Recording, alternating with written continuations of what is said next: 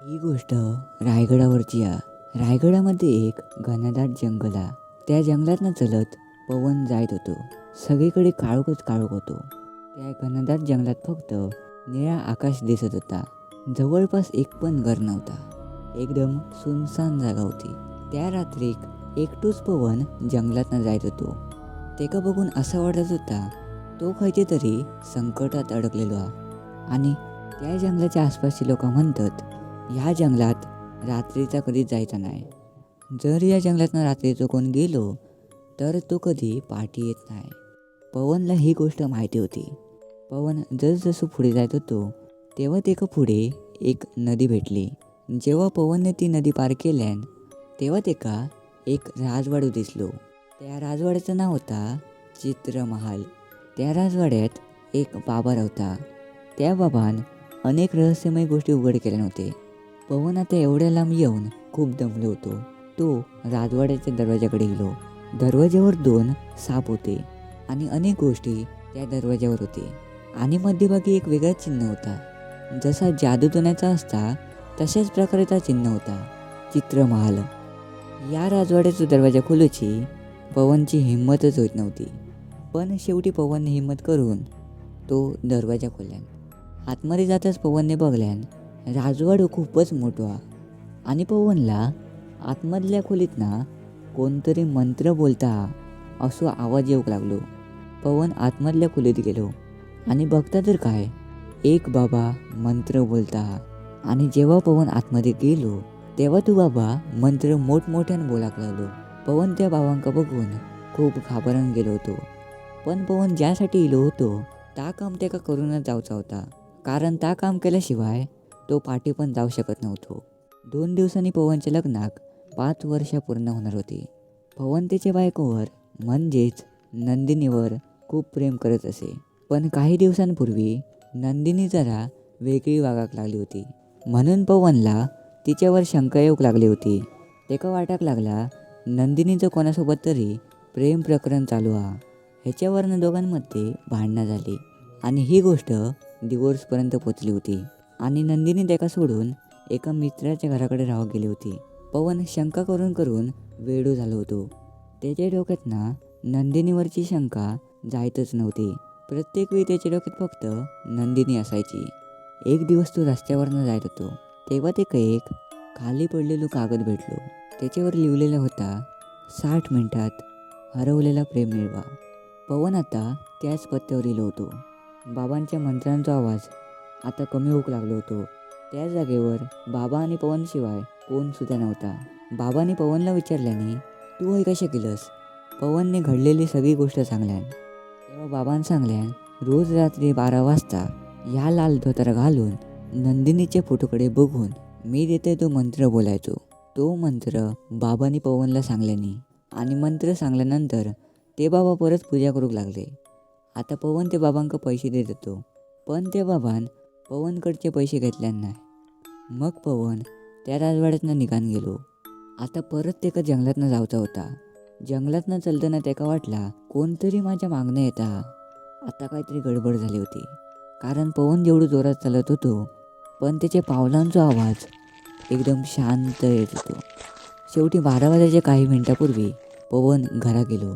पवनने नंदिनीचा photo घेतल्यान आणि त्या बाबांनी दिलेला धोतर घातल्यान. आता 12 वाजले.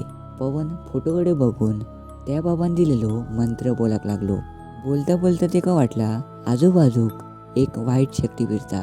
तेका त्या वाईट शक्तीचो अनुभव येऊक लागलो होतो. असं आता पवन रोज करत होतो आणि प्रत्येक वेळी मंत्र बोलताना वाईट शक्तीचो अनुभव येत असा. पण ह्या करून पण नंदिनी काय परत येत नव्हती. म्हणून पवनने ठरवल्यान परत एकदा त्या बाबाकडे जाऊया. पवन परत बाबांकडे गेलो आणि बाबांका त्यांनी सांगल्यान मी रोज 12 वाजता मंत्र बोललोय पण अजून पण नंदिनी काय परत येईल नाही.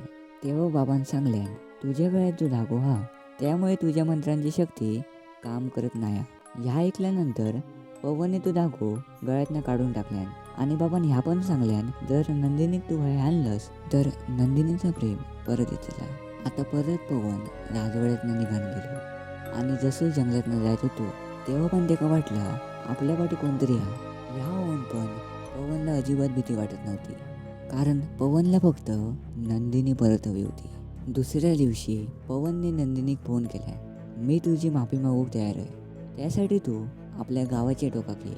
गावाच्या टोकाक म्हणजेच जंगलाच्या दिशेक. नंदिनी विचार करूक लागली आणि थोड्या वेळात सांगल्यान चालात भेटाया. दोघेही गावाच्या टोकाक गेले होते. भरपूर दिवसांनी आज त्यांची भेट झाली होती. पवन अनेक गोष्टी सांगत सांगत नंदिनीक चित्रमहालाकडे घेऊन येलो. पण जसे ती राजवाड्याकडे येईले तेव्हा नंदिनीक विचित्र वाटाक लागला. म्हणून पवनला नंदिनी सांगूक लागली, हय माका जरा विचित्र वाटता, त्यामुळे आपण परत पाठी जाऊया. पण पवनने सांगल्यान आता एवढ्या इलाव ना तर आतमध्ये पण जाऊन येऊया. असा बोलल्यान ते दोघे आतमध्ये गेले.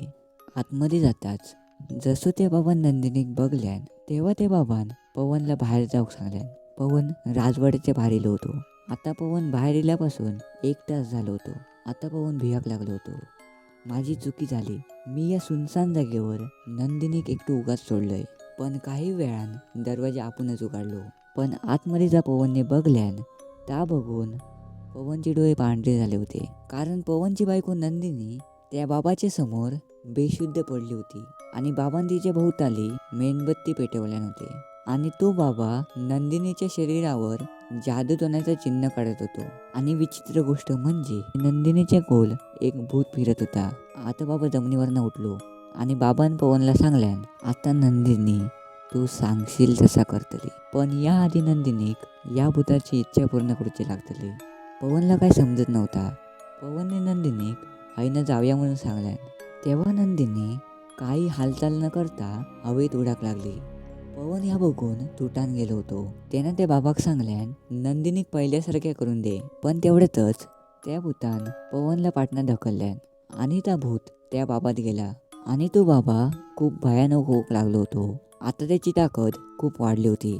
त्या बाबाचं संपूर्ण शरीर निळा झाला होता आणि हा हा हा हा असं मोठमोठ्यान हसाक लागलो होतो.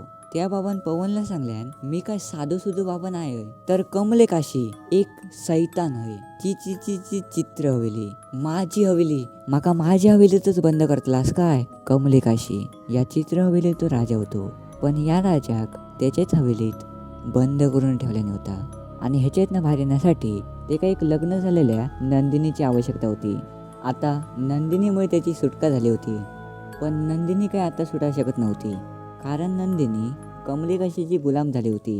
ह्या बघून पवन ते राजवाड्यातनं बाहेर धावत गेलो. पण तो काय बाहेर जायतच नव्हतो. त्याका चकवू लागलो होतो. खायच्या बाजू पण गेलो तरी पण तो चित्रमालाच्या समोरच यायचो. माझ्यासोबत असा काय होता. नंदिनी परत ये, रायगडा माका जंगलातना बाहेर काढ.